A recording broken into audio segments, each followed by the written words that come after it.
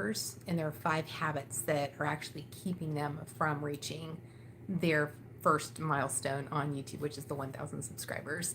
Yesterday, I went live and talked about the first habit that destroys new YouTubers from getting to 1,000 subscribers, and that was over focusing on perfection.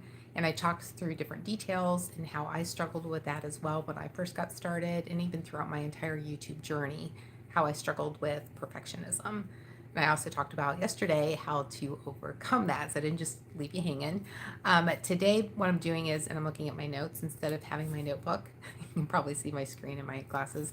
Today, I'm actually going to talk about the second habit that holds back or destroys new YouTubers getting to that first benchmark of 1,000 subscribers when they first get started with YouTube.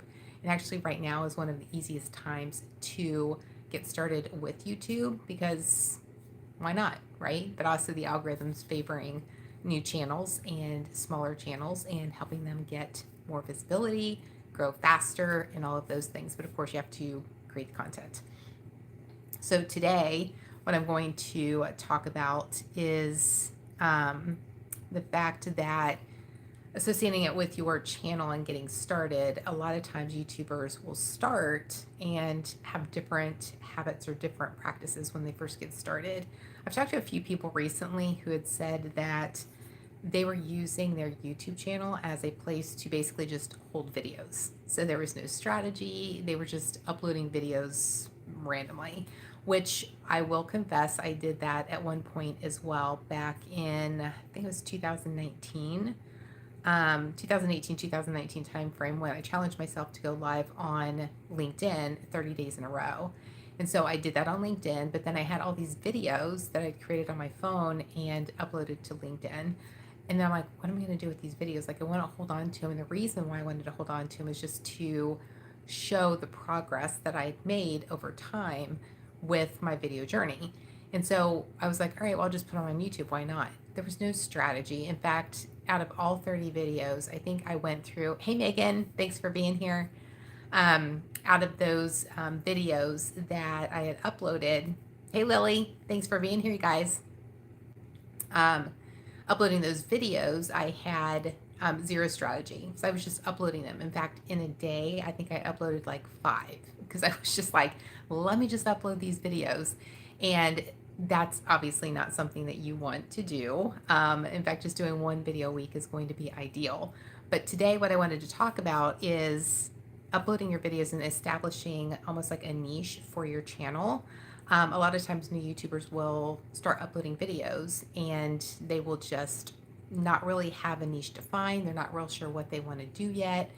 But starting someplace that's a little bit more specific than just saying, hey, I'm going to start a YouTube channel and having no context, no details or descriptions associated with it is going to create a problem with reaching the people that you want to see your videos. If you're joining me live, thank you so much for being here. Feel free to drop me a hi in the comments. Let me know where you're joining me from. This is day 2 of me going live. I'm talking about 5 habits that destroy new YouTubers from reaching that very first milestone of 1,000 subscribers on YouTube. So this is day 2. I'll go live the next 3 days. I don't have a specific time that I'm going to go live. It's just kind of like whenever I'm feeling like it. But I guarantee I'll go live the next 3 days as well. So when you're uploading your videos or establishing your channel and you're too general, the original thought is that if it's too general or if I'm trying to reach a broad audience, then I'm going to reach the masses, right? And if I'm reaching the masses, that means that those people who are seeing my video are going to be more likely to become subscribers. And that actually couldn't be farther from the truth. If it's too general, you have to think of how is my video going to get out to more people, and it needs to speak to someone, right? So you have your ideal customer avatar defined, someone who needs to hear or see the information that you're sharing on your YouTube channel, and knowing what that is, and then creating, of course, videos to help them, whatever that reason is that you're creating your videos for, why you're trying to attract those people to your channel. But also defining your channel too, so that YouTube in the algorithm, it looks at videos in your channel in 2 different ways. One, they say that the algorithm will look at your channel and say, what is this channel about? So I use this example a lot recently. It's like in-home gardening. For some reason, I don't know where I got that idea from, but so if you are an in-home gardening channel, right, you're more specific versus just like gardening in general. That would be way too general. Because if you're someone who's looking for gardening, one, you go and you do a search, you're not just going to put gardening in the search, whether you're starting on YouTube or Google, you're actually going to put something in very specific. It could be, how do I start an in-home garden? How do I, like, what type of soil do I need for an in-home garden? Like those types of things are, if that's your channel and your niche, something that you're going to need to keep in consideration. But you need to identify like what your channel niche or what you're going to be talking about. You need to do that ahead of time, like when you're first starting your channel. And I actually talked about this in the video I created yesterday, the channel names and like how to choose the best channel name when you're first getting started. So if you want to watch that, actually I'll make that a video tied to this as well when I'm done. But it's the most recent video that I uploaded on my channel. But I walk you through different scenarios, like should you use your name? Should you use industry terms, keywords, like company name, like what should you use? So I kind of walk you through the pros and cons of each, questions to ask yourself, and then also just, best practices for creating a channel name. So in this case, for example, if you are, we'll kind of use something more professional. So if you are a creator who is on LinkedIn and you are someone on LinkedIn who helps people on LinkedIn, like with networking and building a business on LinkedIn, then that's going to be something that is good, right? It's specific enough so that if you're starting to create videos, you've got enough topics under one or both of those categories, your content pillars, that you could create videos that are going to attract people to your videos and to your channel. So let's just say that you're doing that. You're adding these different videos about LinkedIn, you're a LinkedIn coach or LinkedIn mentor, and you're adding these videos in those different pillars. And then all of a sudden you decided to upload a video that was talking about how to train for a half marathon. Completely random, right? There's no association whatsoever with the other videos or the context of your YouTube channel. And then let's say you're also looking at, uploading another video where you want to foster like animals, like dogs or cats. Something completely irrelevant again, right? So there's no association with the original topic or purpose of your channel. So when YouTube then looks at your videos, it's like, I don't know what to do with this because it's going to do the same thing with your older videos too. Let's just say you had 10, 20, 50 videos on the LinkedIn topics, and then you start uploading these random topics. LinkedIn algorithm's going to say, I don't know what to do with any of your content. So you're going to see an automatic decrease in the reach and likes and engagement on your videos because it doesn't know what to do with it yet or now.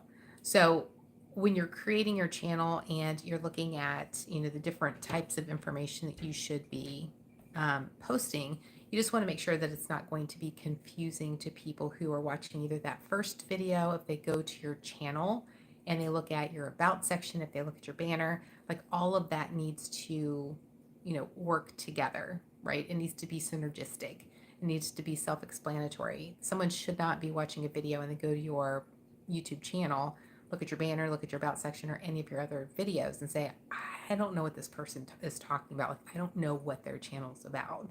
So it needs to be very clear as to what that is. So when you're going through this process and you're being more specific, you've got a niche identified, you're creating videos on that topic that support your overall niche and channel, then it's going to encourage the YouTube algorithm to send those videos out to more people.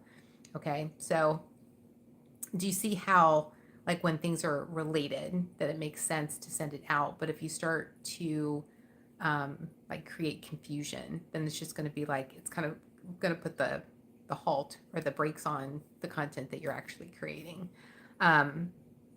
So I'm looking at my notes here to see. I typed them up this time. If you watch any of my live streams, I've got notes typically on my notebook. I can't read my writing, so I'm like, I'm going to type these up so I can see them this time. So just looking at that in this case. So if you do have like different passions, like I'm a multi-passionate person, if I wanted to create, and I used the two examples of training for a half marathon because that's something that I did, and I talked about it like in my Instagram stories. Went through the whole process and just kind of talked about like what I was struggling with, what I was doing well, all those sorts of things. But if I wanted to create a channel or talk about that in more details, then I may want to obviously create a separate channel. So if you can, it's not to say that you can't talk about those different topics, but if you're going to start creating different videos like that that are completely separate and there's no relevancy between what you want to create now and your other videos, then it's best to just create a completely separate channel and focus on content that's going to be relevant for that particular niche. Same thing if you're, doing the in-home garden or whatever, just keep those separate, and then it's going to help your main channel, whichever one that is, grow a lot faster. So hopefully that is helpful. I'll be coming on here tomorrow at some point and talking about a bad habit. I don't want to say bad habit. Habits that new creators make or start and then keep that actually holds them back from hitting that 1,000 subscriber benchmark. So if that's something that you're trying to do, I encourage you to subscribe, hit the bell notification. If you hit the bell notification, it'll show you a notification in YouTube in your notification window when I go live. If you have the notifications turned on your phone, then you'll receive a notification that way as well. But you need to have those turned on your phone in order to get it, like however you have your phone set up. So hopefully that was helpful. Let me know in the comments if you have questions. If it was helpful, I would love to hear from you. I'm creating content for you and to help you with whatever you're struggling with and help you take that next step, overcome a struggle or an obstacle that you're having. If you're struggling to create, content ideas, whatever that is, that's what my channel is about. And I love helping people.